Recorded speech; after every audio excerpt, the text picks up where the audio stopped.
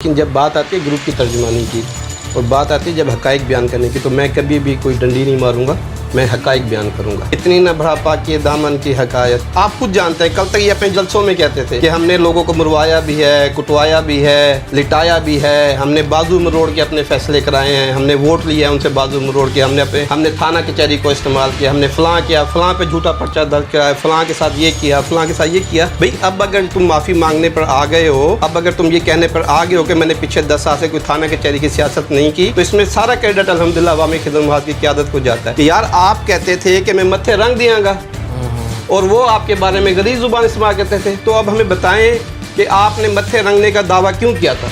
अगर आमिर अनायत शानी साहब जैसी शख्सियत बाकी प्रोजेक्ट का क्रेडिट भी लेना चाहे तो ये सरासर ज़्यादती है। उसके बारे में कुछ शर्मिंदगी महसूस हो रही है, कोई आपको किसी किस्म का कोई एहसास हो रहा है कि आपको ये ज़ुबान नहीं इस्तेमाल करनी चाहिए। एक शख्स की कोई कारकर्दगी नहीं है, पूरे ग्रुप की कारकर्दगी है। आपका एक सिंगल मनसूबा था सिटी हॉस्पिटल, जिसका क्रेडिट हम आपको देते। हम थाना कचहरी के फजूल झंझटों में नहीं पड़े, हमने अपने मुखालफिन पे किसी किस्म का कोई झूठा पर्चा दर्ज नहीं करवाया। आपका बस चल दे तो आप आज भी सारों को अंदर करा दें अपने मुखालफिन को। ये तो शुक्र है कि अल्हम्दुलिल्लाह आपके मुखालफिन वो लोग हैं जो आपके सामने बंद बना के खड़े हुए और आपको बढ़ने नहीं देते। अल्हम्दुलिल्लाह डॉक्टर अफजल खान ढांडला साहब 2013 में इक़्तिदार में आए।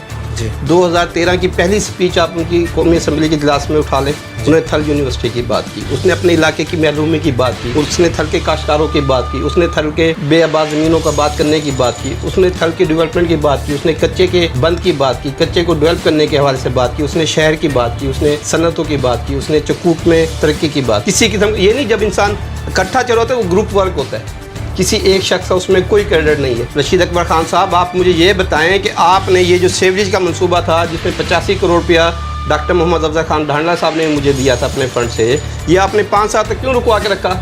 अस्सलाम वालेकुम नाज़रीन, मैं हुसैन और आप लोग देख रहे हैं सामल मीडिया नेटवर्क। आज हमारे साथ मौजूद हैं फ़हीम अहमद खान साहब, आप मीडिया एडवाइज़र हैं अवामी खिदमत बहार की जानिब से। सर, सबसे पहले तो हम आपको खुशामदीद कहते हैं कि आपने अपने कितने कीमती वक्त में, और ख़ासकर जब इलेक्शन सर पे हों तो मीडिया एडवाइज़र की वैसे भी ज़िम्मेदारी बहुत ज़्यादा बढ़ जाती है, कि उस टाइम में आपने हमें जो है वक्त अता किया। पहला सवाल, ये आप लोगों की तरफ से इतनी खामोशी क्यों है? सबसे पहले तो मैं आपका शुक्रिया अदा करता हूँ कि सामल नेटवर्क हमेशा मुझे दावत देता है कि मैं आके अपने ख्यालात का इज़हार करूँ, अपने अवाम तक, अपने ग्रुप के दोस्तों तक जो प्यार करने वाले हैं हमारे ग्रुप से, उन तक अपना पैगाम पहुँचाऊँ। बेसिकली सामल नेटवर्क जो है एक तो बखर का सबसे ज़्यादा मौसर चैनल है जो सबसे ज़्यादा देखा भी जाता है। सेकंड ये है कि सामल नेटवर्क मेरा अपना घर है। बेशक मैंने अगर कुछ सीखा है तो मैंने अपने इब्तदाई आम इस चैनल के साथ काम करके सीखा है। उसके अलावा ये मेरा अपना घर है, मैं अपने घर में आता हूँ, मुझे खुशी महसूस होती है। बहुत शुक्रिया आपका। अब आ जाते हैं आपके सवाल की तरफ। किसी किस्म की कोई खामोशी नहीं है, हमेशा सियासी हिकमत अमली होती है और हम अपनी उस हिकमत अमली के मुताबिक चल रहे हैं। हमारा ग्रुप अल्हम्दुलिल्लाह ज़िला भक्खा का सबसे बड़ा ग्रुप है, सबसे ज़्यादा इक़्तिदार में रहा है, आवाम को उससे बहुत सारी उम्मीदें वाबस्ता हैं और अल्हम्दुलिल्लाह हमने जब हमें इक़्तिदार मिला हमने आवाम की उम्मीदों पर पूरा उतरे और आवाम को डिलीवर किया है। उस हवाले से हम एक मशावरत कर रहे हैं। उस मशावरत का अमल जैसे ही मुकम्मल होगा, हमारे ग्रुप के जो एक लीडर हैं, हमारे ग्रुप के जो कायद हैं जनाब साबिक सेनेटर ज़फ़रुल्लाह खान ढांडला साहब जी, वो एक फ़ैसला अनाउंस करेंगे और अल्हम्दुलिल्लाह ग्रुप की तमाम हमायदीन, दोस्त, अहबाब, वोटर, सपोर्टर उसके पाबंद है। और इंशाल्लाह जब हमारा फ़ैसला आएगा तो वो एक तो सरप्राइज़ होगा लोगों के लिए। सेकंड ये है कि इंशाल्लाह वो मुखालफिन की जो झाग बनी हुई है इस वक्त सियासत में उसे दोबारा। अच्छा, आमिर अनायत शानी साहब की तरफ से मुख्तलिफ़ जलसों में भी और इवन के उन्होंने प्रेस कॉन्फ्रेंस में भी इस चीज़ को जो है ना बड़ा उन्होंने फोर्सफुली कहा था कि सिटी में जितने भी तरक्याती काम हैं वो अपने हलके में मैंने करवाए हैं, जबकि दूसरे ग्रुप का कोई इसमें जो है ना अमल दखल नहीं था। आप इस बारे में क्या कहना चाहते हैं? देखिए, आमिर अनायत शानी साहब का मैं दिल से एहतराम करता हूँ। एक अच्छा टाइम गुजारा है और मेरा तो उनसे एक यानी कि याराना था, एक दोस्ती थी, अभी भी वो एक ज़ाती हैसियत में एहतराम का ताल्लुक़ कायम है। लेकिन जब बात आती है ग्रुप की तर्जुमानी की और बात आती है जब हक़ाइक़ बयान करने की, तो मैं कभी भी कोई डंडी नहीं मारूंगा, मैं हक़ाइक़ बयान करूंगा।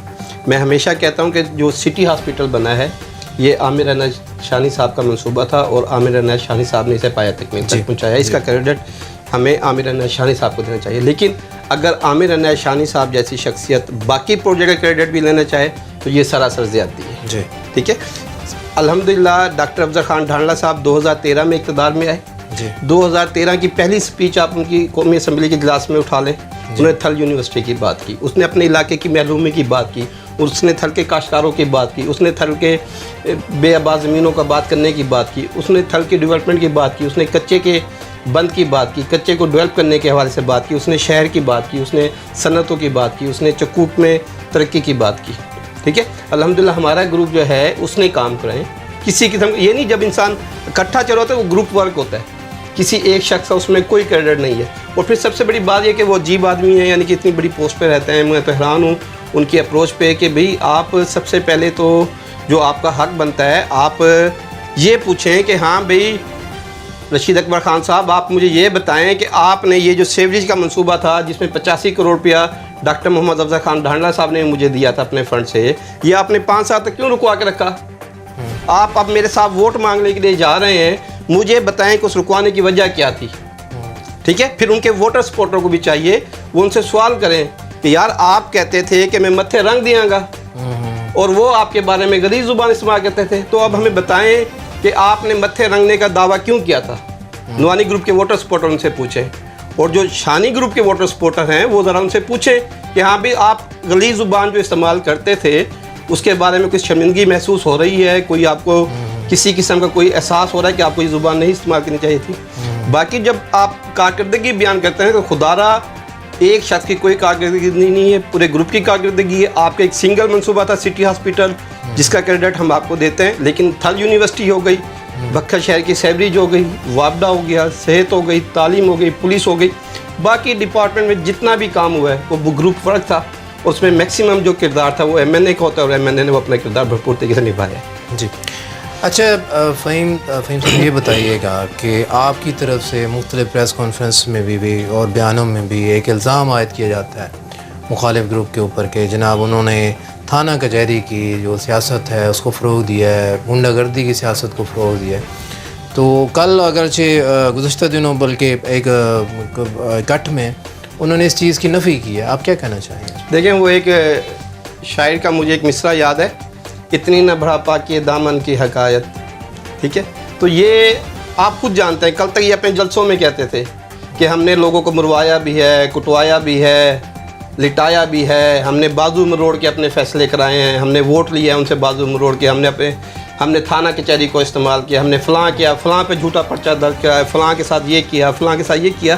بھئی اب اگر تم معافی مانگنے پر آ گئے ہو, اب اگر تم یہ کہنے پر آ گئے ہو کہ میں نے پچھلے 10 سال سے کوئی تھانہ کچہری کی سیاست نہیں کی, تو اس میں سارا کریڈٹ الحمدللہ عوامی خدمت محاذ کی قیادت کو جاتا ہے.